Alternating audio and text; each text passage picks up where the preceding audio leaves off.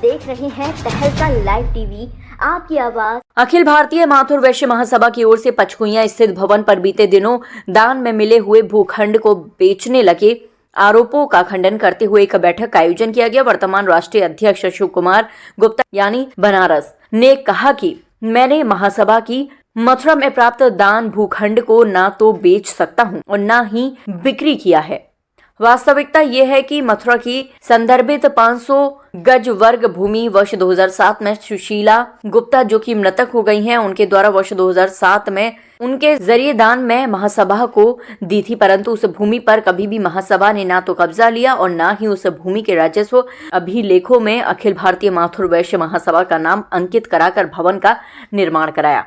हमारे संवाददाता शनि कुमार को उन्होंने क्या बताया, आइए सुनते हैं। समाचार पत्रों के माध्यम से जानकारी हुई कि मथुरा में जो जमीन अखिल भारतीय माथुर वैश्य महासभा को दान में मिली थी, उस जमीन के वापसी का जो मामला बना था उसके बारे में कुछ गलत तथ्य उसमें अंकित थे। समाचार पत्रों को पूरी जानकारी नहीं दी गई। इस प्रकरण की समिति जो बनी थी उसका मैं सदस्य था। उसके बारे में जो मैं आपको बताना चाहता हूं कि 2007 में जब महासभा को वो जमीन मिली थी, तब से लेकर जिस दिन वापस हुई है तब तक महासभा का नाम केवल रजिस्ट्री थी। रेवेन्यू रिकॉर्ड्स में कोई नाम उनका नामांकन नहीं हुआ था। महासभा का उस पर कब्जा नहीं था। वो जमीन का भौतिक निरीक्षण हमने किया था, कमेटी ने। बहुत सकरी गली में थी। कोई भी विकास से संबंधित काम करने पर वो जन उपयोगी लायक भूमि नहीं थी।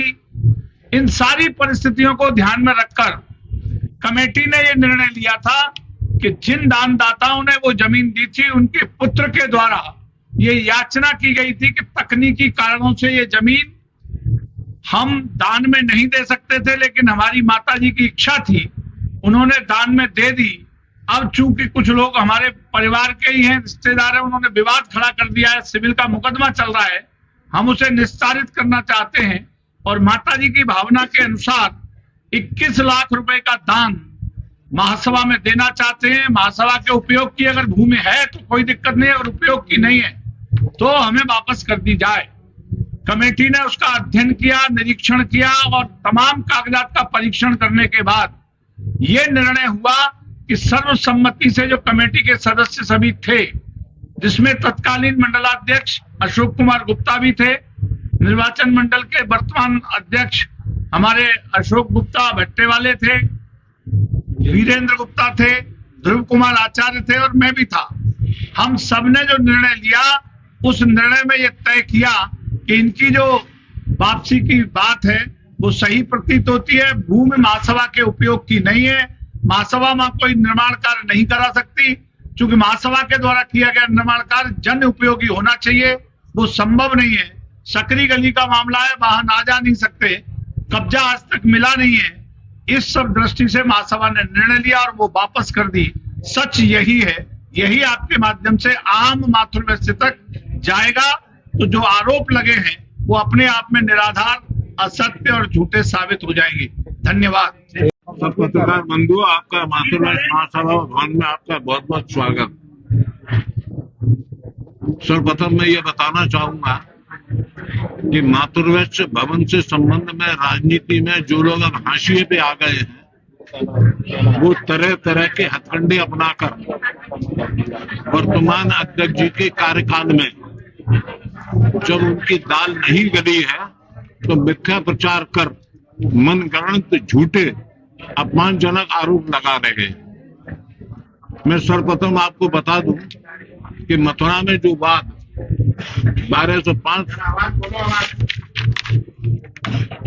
1125 सन 2022 जिन दाताओं ने जमीन दी थी, उनके ही एक रिश्तेदार ने एक वाद दाखिल किया।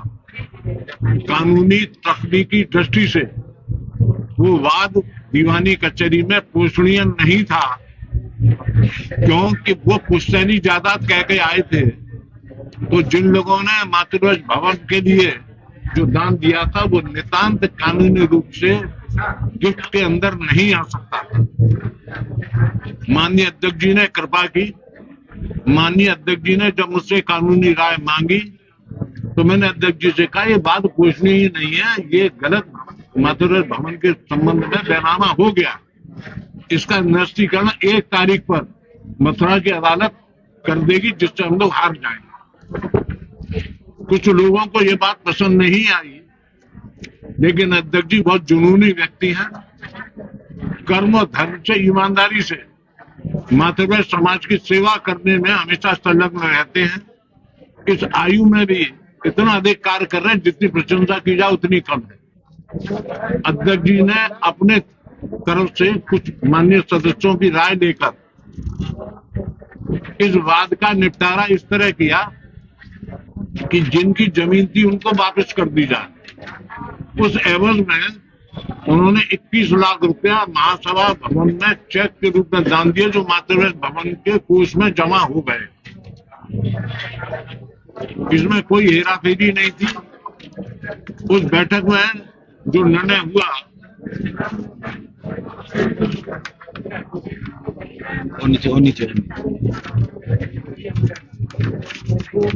इसमें दिनांक 25/4/2023 को एक बैठक हुई।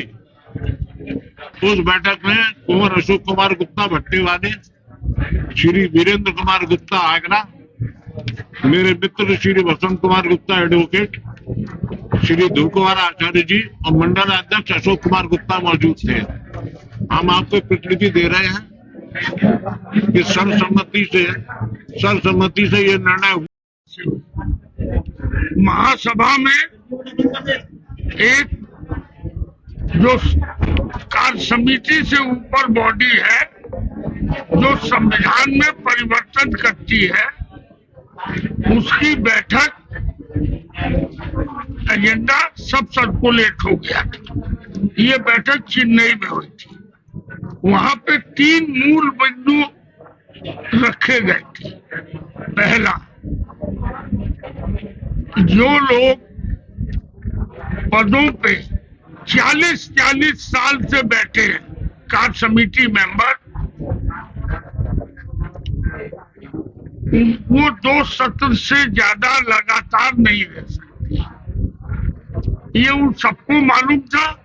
उन लोगों ने इसीलिए उसका बाइकाट किया। उसमें से 4-5 लोग गए भी थे।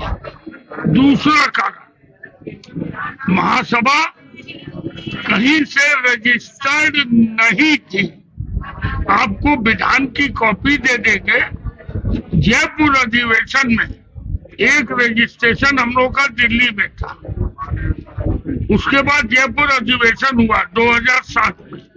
वहां उन्होंने उसी विधान के, अपने विधान के, जिसके अध्यक्ष बाबू रघुनाथ प्रसाद जी थे, उसमें उन्होंने पेज नंबर 59 पे लिखा और विशेष में उन्होंने लिखा, हम इस विधान को मानते ही नहीं। कोई रिटर्न फाइल नहीं किया, जानबूझ के रिटर्न नहीं फाइल किया। क्यों नहीं किया, उसका भी कारण आगे बता।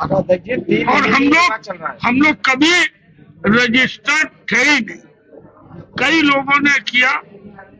2005 के आसपास, मुझे इस सन अभी एग्जैक्टली याद नहीं है। उसको पीछे मत जाइए। 3 महीने से आपका जो विवाद चल रहा है, वो बात तो आपका आरोप लगा रहे हैं। अरे मैं वही तो बताने जा रहा हूँ, आरोप क्यों लगा रहे हैं।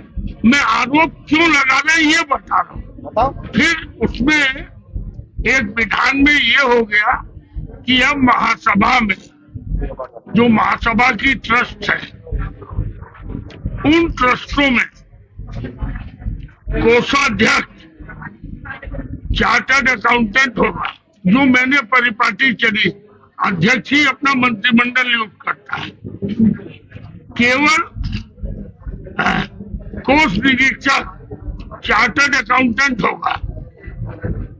अनुपालन अधिकारी CS होगा।